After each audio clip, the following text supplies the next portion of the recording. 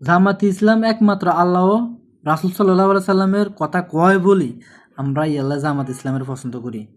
তো এটা যার যার ব্যক্তিগত ব্যাপার। কেউ জামাত ইসলামের ভাল লাগ দোহারে, কারো খারাপ লাগ দোহারে।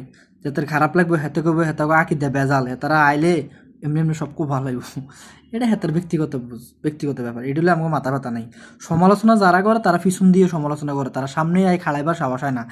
আর সমালোচনা ওই লোকে করে যার সামনে যাওয়ার যোগ্যতা নাই, যার নিজের মনের ভিতরে ভয় দেয় কেমনে সামনে যাবো, হাতে ওই কি কাম করবা, সামনে তো যাইতে পারবো না, এতে হিসেবে হাতে সমালোচনা করে।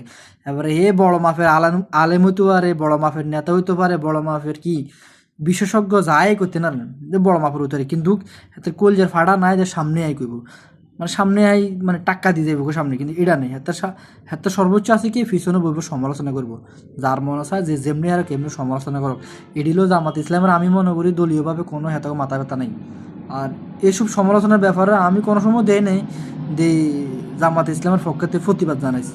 যার মন চাইছে হাতে জানাক, হাতের যার মন চাইছে হাতে ইয়ে করক দিন, কয়েকদিন আর আঁকি দেয় বেজাল।